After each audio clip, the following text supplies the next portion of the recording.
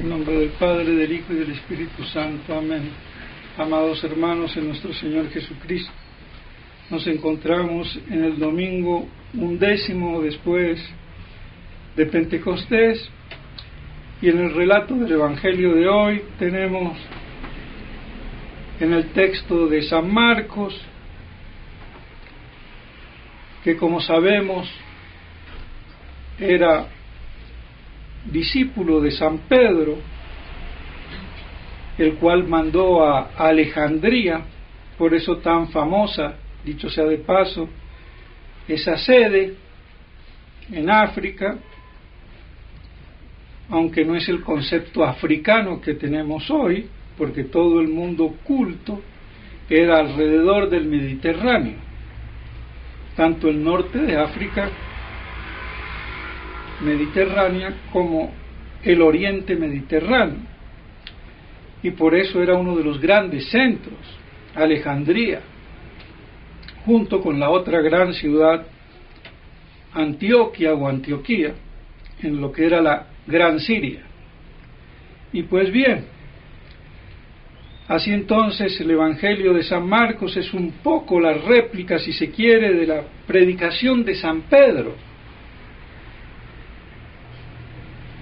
Pues bien, nos muestra el milagro del sordo mudo, que se lo traen para que lo cure. Y he aquí que nuestro Señor lo lleva aparte y hace una serie de ritos. Si fuéramos medio brujitos o chamanes, pensaríamos está haciendo brujería, que a la gente tanto le gusta, dicho sea de paso. Hasta los ministros y presidentes, chamanería, brujería o como le quieran llamar, hasta eso hemos llegado. Pues si no se cree en Dios, se cree en el diablo, en los brujitos o charlatanes, porque puede haber de las dos cosas. Pues bien, ¿por qué hace nuestro Señor todos estos gestos, gesticulaciones, ademanes? Como dice el padre Castellani, citando a San Ambrosio, si mal no recuerdo, que decía que los hechos de nuestro Señor, las acciones, los milagros, también eran palabras, es decir, enseñanzas, lo cual nos quiere dar una lección, porque también curó a otro mudo o sordomudo sin decirle ni hacerle nada. Aquí no. Coge saliva, le mete el dedo en los oídos, éfeta, abríos. Y esto ha sido consignado en el rito solemne del bautismo. La Iglesia, inspirada por el Espíritu Santo, tomó esa lección, lo cual prueba lo que acabo de decir, que las palabras, los gestos, los milagros, también eran enseñanzas, y la Iglesia vio esa enseñanza de la génesis de la fe, de cómo se origina la fe, cómo se produce la fe, y por eso lo adopta en el rito del bautismo, porque la fe es por el oído, y cómo van a oír si no predican, y cómo van a predicar si no son enviados, si no los envía el Señor, si no son ministros del Señor. Por eso, dicho sea de paso, los protestantes, ¿quién les envía? A ellos el Espíritu Santo por internet directo allá con el cielo. Y la gente boba se come el cuento. Así es. Porque en cada protestante, si se ve bien, es un infalible iluminado, papa, sacerdote y fiel, conectado directamente, enchufado con Dios en el cielo, y por eso la Iglesia no le importa, hermano. Yo no necesito de la Iglesia. Yo me conecto directamente. Es una vía gnóstica, camuflada, de conexión intuitiva directa con la divinidad. Como hacen todos los chamanes, brujos, con su falsa divinidad, dicho sea de paso, o los gnósticos, todo el sufismo o mística musulmana, toda la cábala o mística judía, todos esos yogas, zen, taoísmo, hinduismo, es la misma cosa con diferente versión.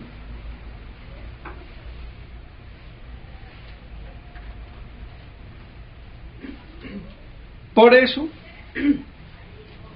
no tienen necesidad de la institución que fundó nuestro Señor, la Iglesia. Ellos están por encima. Y nuestro Señor instituyó su Iglesia por algo, porque se le cantó, se le dio la gana. Y bueno, hay que aceptarlo. Quiso hacer un club, no de fútbol, ni de San Lorenzo, que tanto le gusta al panfletito inefable, sino un club de fieles. Y si nos quiere hacer jugar dentro del club, ¿por qué no le vamos a aceptar la camiseta? Ya que tanto le gusta a la gente el fútbol. Entonces, ¿por qué ese rechazo, esa oposición? Ahí está el drama.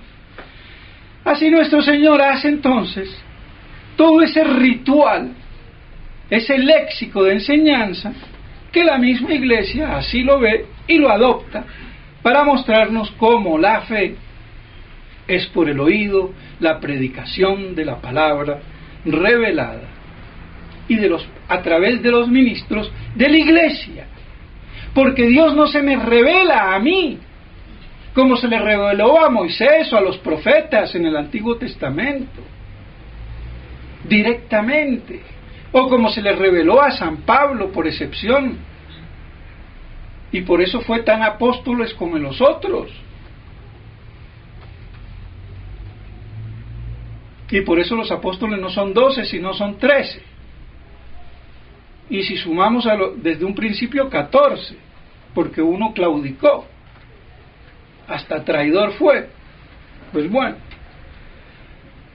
entonces para que veamos cómo la importancia del origen de la fe, de esas verdades que son el fundamento de nuestra esperanza, de lo que no se ve, de las realidades divinas, de Dios mismo, de lo que esperamos. Y es la adhesión intelectual de la inteligencia a la verdad revelada por Dios, movido bajo la gracia del influjo por la voluntad.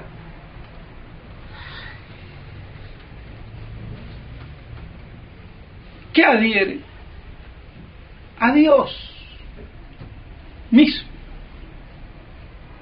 que se manifiesta a través de la revelación escrita o predicada, oral, externa, pero que hay una revelación interna que me dice, sí, soy yo, que esa es la gran cruz de los teólogos. ¿De cuál revelación hablo? Normalmente son las dos, y se produce el acto de fe en la conjunción de las dos. Me llega la predicación externa por la vía que sea, hasta a veces por vías chuecas,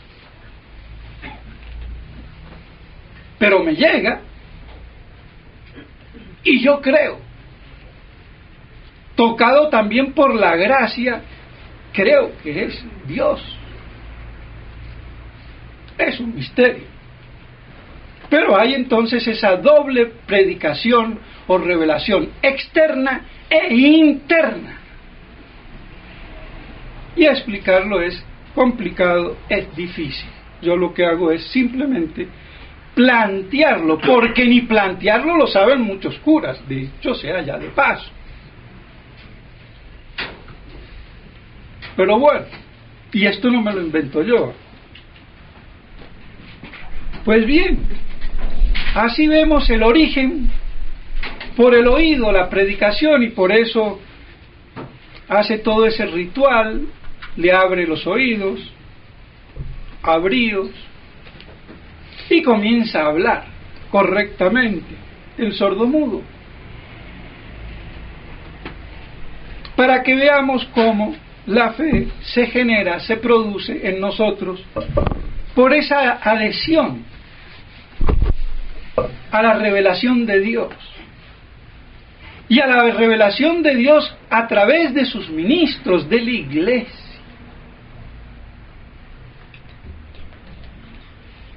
Porque, como dije, no es una revelación inmediata en mí. Inmediata fue en el Antiguo Testamento, a los profetas, a los como Moisés y privilegiados, a los apóstoles, pero a nosotros ya no. Ya viene mediáticamente. Y no por los medios de comunicación masiva, la televisión, el internet o lo que fuera, sino la iglesia, a través de su predicación infalible, magisterial.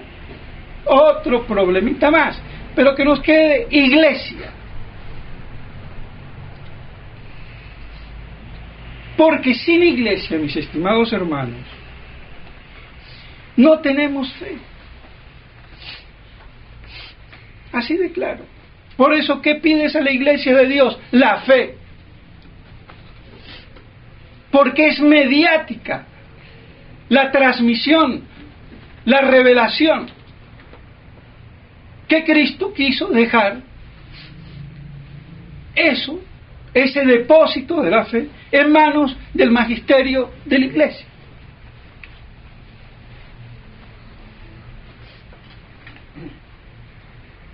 Y por eso, y no nos extrañemos, sin iglesia no hay dogmas de fe. ¿Pero cómo? ¿Y en el Antiguo Testamento no había fe? Claro que había fe, y mucha más fe de la que creen comúnmente los juristas y los teólogos. Había la fe especificada por la Santísima Trinidad, Padre, Hijo y Espíritu Santo, conocida por los mayores, como decía Santo Tomás, y no como dicen comúnmente los teólogos, que era simplemente Dios remunerador. Así iba a ser la misma fe, la mía, que la de Abraham, si Abraham solamente creyó en Dios remunerador y no creyó en la Trinidad. No es la misma fe. ¿Ven cómo se contradicen los mediocres teólogos?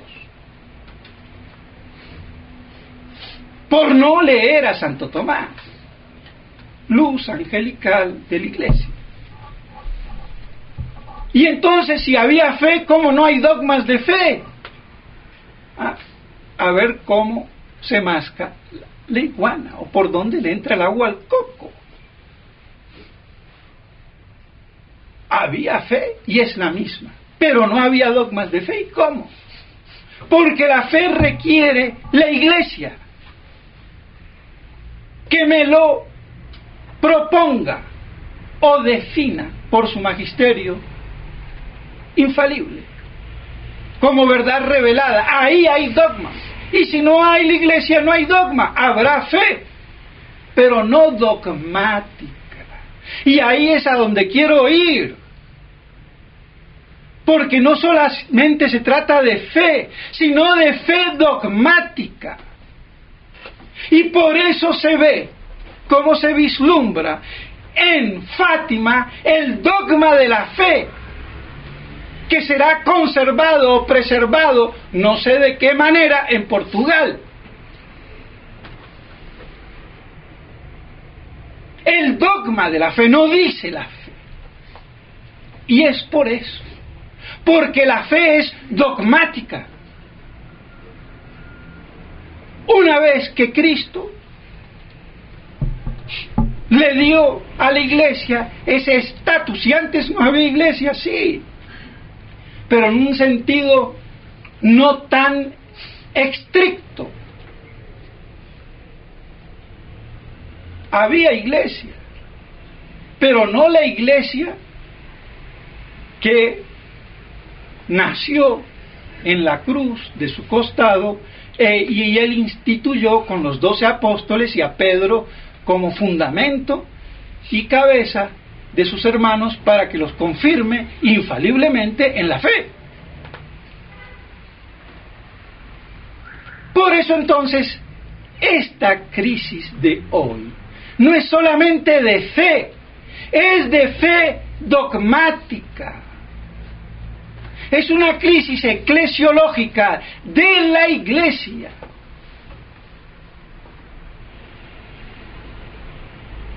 En su dogma, en el dogma de la fe.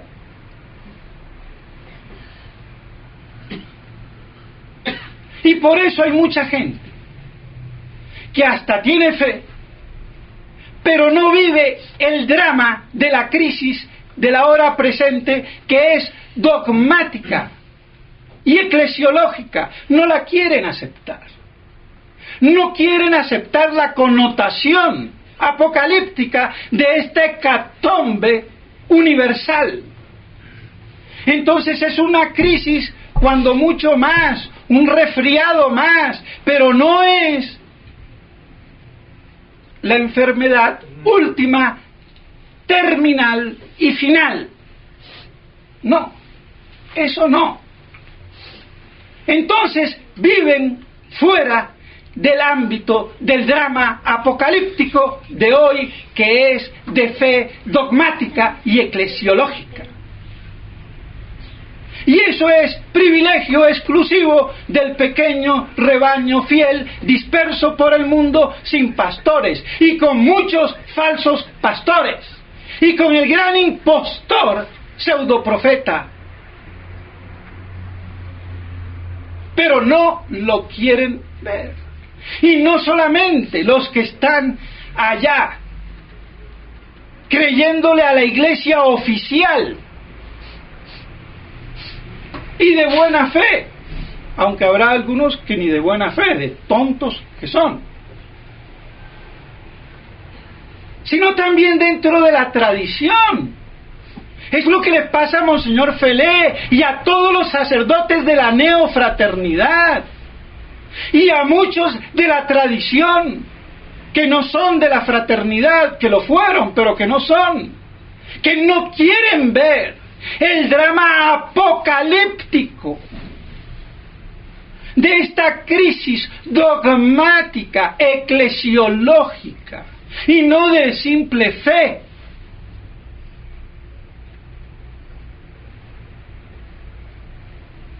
Por eso en Fátima se habla del dogma de la fe. Y a ver quién, que yo sepa, me lo explica. Ahora, ¿cómo yo lo sé? Porque no queda otra. Si se analiza, si se ve, si se pondera y si también uno tiene la ayuda y la luz de Dios. Pero así sí se entiende por qué hay gente que tiene fe. La viejita que reza el rosario allá en la Cochinchina, pero de la crisis de la iglesia ni... Bueno, ¿y cuánta gente no hay así? Y dentro de la tradición, toda la línea media, también, dicho sea de paso, ven el problema de fe, pero no quieren aceptar hasta dónde llega, no quieren ver el problema dogmático de fe, eclesiológica. Y se paran a medias. Y los fieles, ¿cuántos fieles ya acomodados, aburguesados? Sí, hay una crisis, pero bueno, llevémoslas con suavidad, con su avena. Le ponemos un poquito de musiquita y ahí pasa. Con vaselina la cosa. No, señor. Esto es un drama. Privilegio de pocos. Por eso son muy pocos. Y cada vez más pocos. y sacerdotes, muchísimo menos que fieles. Porque cuántos sacerdotes tradicionalistas, buenos y santos, pero que no ven, no sufren, no palpitan el drama apocalíptico. Eso no. Y en esa está Monseñor Williamson y su combo. No llegan al drama apocalíptico. Y bueno, ¿qué vamos a hacer?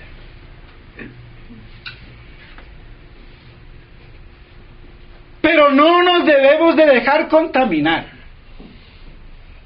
porque el pequeño rebaño es un privilegio de purificación, de santificación, en ese proceso dramático, universal, que si Cristo no acorta los tiempos, nadie se salvará. Y ese es el sufrimiento, el abandono, la soledad, el aislamiento, la excomunión, no solamente religiosa, sino social, civil y política. Por eso, ¿cuántos no están cómodos con sus puestos? Dentro de la iglesia y fuera de la iglesia. La misma fraternidad y los fieles. Ahí está. No quieren aceptar el drama. Es como en una familia donde se le está muriendo el papá, el abuelito o el tatarabuelo, pero no hablen de muerte, y de menos de traer a un sacerdote que lo confiese y extremounción. No, se va a morir. Es que no se puede morir. Imbéciles. Porque se va a morir. Pero de la muerte no me hable. ¿Y los médicos? Sí. Ahí vamos. Quimioterapia. Pero que se muere, se muere. Pero no aceptamos, sino ya sobre el hecho consumado, y eso ya de nada vale. Por eso entonces, mis estimados hermanos, hay que aprovechar y entender y captar que esta crisis de fe descomunal, esta hecatombe universal, última y definitiva gran apostasía apocalíptica, es de fe dogmática y eclesiológica, y por eso sacude los fundamentos de la fe, de la misma autoridad, y por eso con medias teologías yo no encuentro solución, como muchos, y no voy a dar nombres, incluso súper tradicionalistas. Yo no acepto el concepto de iglesia conciliar o posconciliar, porque no han creado otra iglesia, se han quedado adentro. Sí, pero pedazo de imbécil, ¿no te das cuenta que yo no hago con declaraciones otra iglesia? No hace falta. Y declaraciones hay. ¿Qué es el Vaticano II? Si quieres declaraciones. Pero no hay la autoridad que jurídica y legalmente lo dictamine. Pedazo de racionalista, pagano, que ha sabido dos salivazos de derecho canónico y ya te crees que todo se resuelve con el derecho jurídico, cuando el problema es teológico. Y lo jurídico está supeditado a lo teológico. Pero así son. Entonces no admites que hay otra iglesia, la pseudo iglesia, la falsa iglesia, que es la iglesia oficial posconciliar o conciliar. Y reconoces que fueron legítimos por la elección. ¿Acaso la elección legítima es lo único que me convalida a mí a una autoridad en general? está la legitimidad de origen, pero también está la legitimidad de ejercicio en la procura del bien común. Pero no le expliquemos esto a los indios de ojos azules, como son los anglosajón germánicos, porque son igual indios que los nuestros. No usan guayuco ni flecha, pero igual de retrasaditos. Y si no, miremos dónde y en mano de quién está la teología, la filosofía desastrosa. A ver, ¿quién es Kant? ¿Quién es Hegel? ¿Quién fue Descartes o Descartes? El descartado ese. Pues al buen entendedor, pocas palabras. Y no es nada racial, pero es también para que nos demos cuenta cómo la iglesia de los gentiles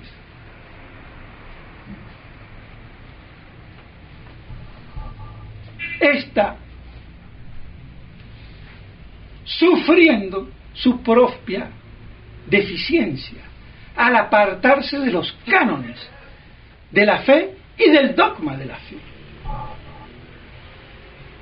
Y por eso esta crisis es dogmática. De la fe dogmática como dogma que me exige la iglesia. Cuando me pregunta qué pides, la fe. ¿Y quién te da la fe? La iglesia. Así de claro.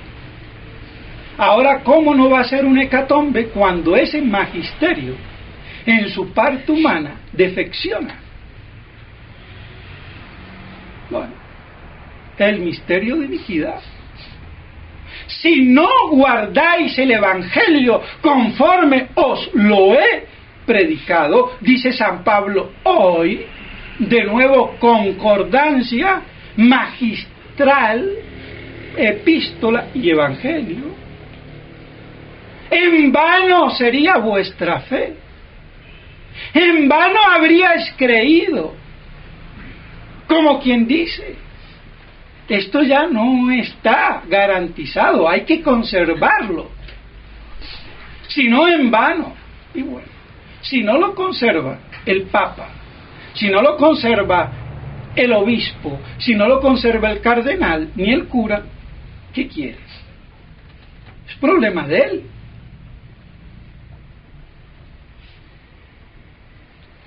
Pero San Pablo lo dice muy clarito, y ese es el problema. Nos han adulterado, falsificado, tergiversado, falsificado el evangelio. Y es otro evangelio. Es otra iglesia. ¿Y cuál iglesia? La única iglesia fuera de la iglesia católica es la sinagoga de Satanás, la iglesia del anticristo o contraiglesia del anticristo, pseudoprofeta. Así de sencillo y de claro. Ahora, el que no lo quiera ver, allá él con su problema. Pero que no me vengan a poner a mí cánones de mediocres que me impidan dilucidar la verdad y de decirla. Porque por esto que yo lo digo, muero, me inmolo. Y no estoy loco ni tanático. Porque hay muchos que se inmolan y son tanáticos, loquitos. Los hay. Y por eso San Pablo compara la cruz a una locura, pero ya una gran locura de orden trascendental, religioso y místico, en la verdad. Por eso la verdadera inmolación es en la verdad, que es Dios, revelado. Y por eso la vida de todo verdadero cristiano es como la de un cirio, pascual o cirio, o vela, o lámpara, que para dar luz tiene que encenderse y consumirse lentamente hasta morir, dando lucecita, testimonio de la luz, de la verdad, a su nivel. Y ahí está. El ejemplo de los grandes testimonios, que es el martirio, el máximo testimonio a la verdad que hay, y es el que hace nuestro Señor en la cruz y todos los que han tenido el privilegio. Pero también hay este martirio moral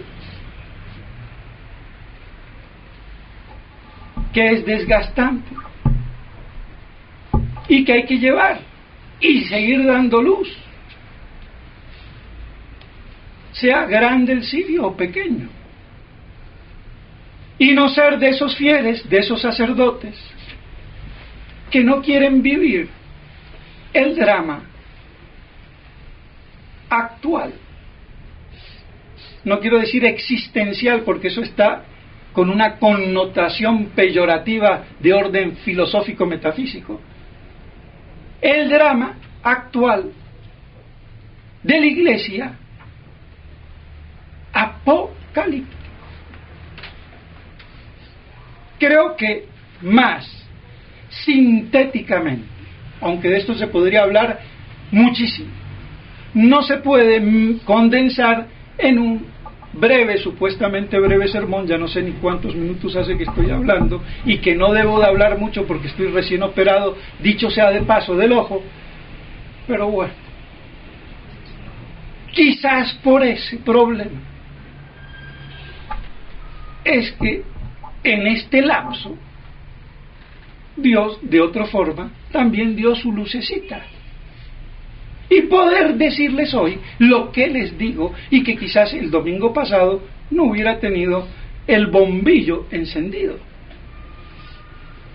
Pues bien, mis estimados hermanos, que estas cosas nos sirvan para que nos demos cuenta y del privilegio amoroso y crucificante de Dios, de acrisolarnos en esta crisis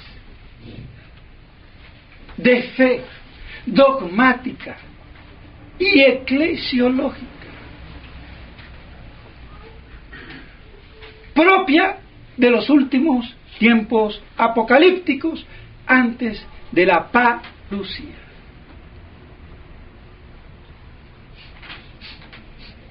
Aceptarlo o rechazarlo. He ahí cada uno con su libre albedrío y todos los términos medios.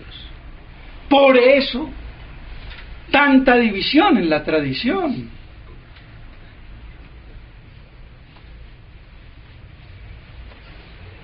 Por eso esa reducción atómica a la mínima expresión o molecular, donde todas las instituciones humanamente se han hundido, hasta la misma Iglesia en su parte humana, es decir, oficial, jerárquica, de jurisdicción.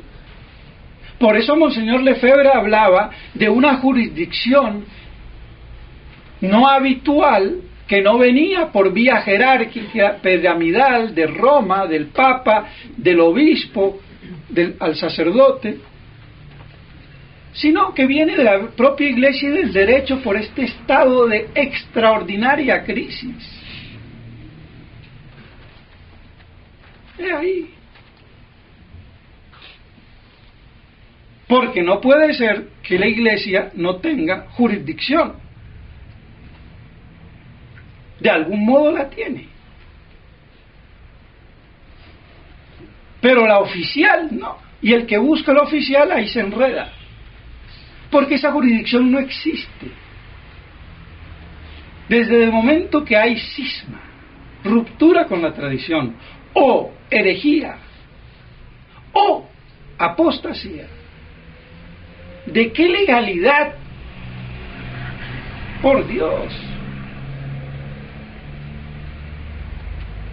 Otra cosa es darse cuenta. Pero hoy ya es hora de darnos cuenta. Ha pasado mucha agua debajo del puente. Y con la actitud escandalosa de Francisquito, pues ya no queda más. Claro, el que no ha estado intelectual, religiosa y espiritualmente preparado es durísimo. Y aún estando preparado es duro. Y por eso tantas teorías. Pero falta sentido común y fe. Pues bien, mis estimados hermanos, que estas cosas nos sirvan para que se nos alumbre el bombillo, el alma, y adhiramos a la verdad y aceptemos este drama de los dramas que se pudieran dar aquí bajo la tierra. No hay otro drama. Y es el drama religioso más grande que hay. Aceptarlo o rechazarlo. Si lo aceptamos y nos mantenemos, nos purificamos y santificamos. Si no, ahí quedamos. Por eso tan pocos y cada vez más pocos. Y de sacerdotes, ni se diga cuántos hay. Espero que hubiese una docena. Esperaría. Eso sí, no soy el único, creo no serlo y espero no serlo.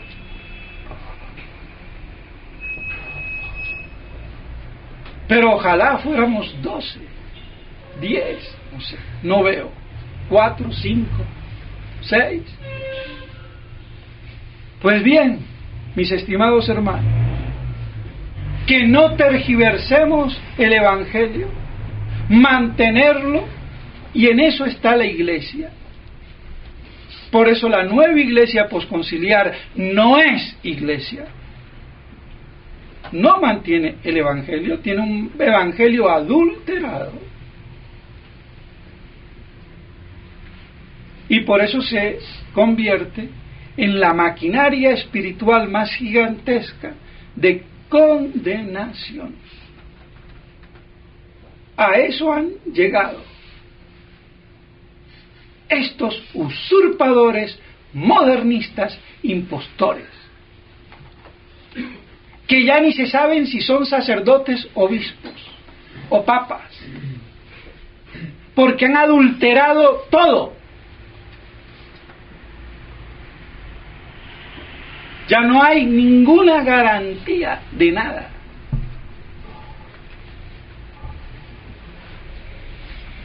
Pues bien, así estamos. Entonces la única garantía está en la fidelidad incondicional a la tradición apocalípticamente asumida, y ese fue, me atrevo a decirlo, lo que le faltó al gran y santo Monseñor Lefebvre.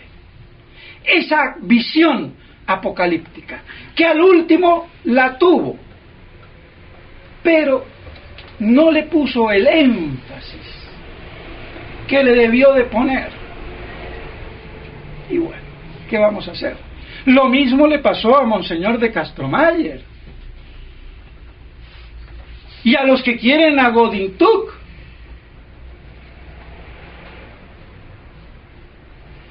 Que dígase lo que se diga, también fue un obispo firme, aunque también tuvo sus vaivenes.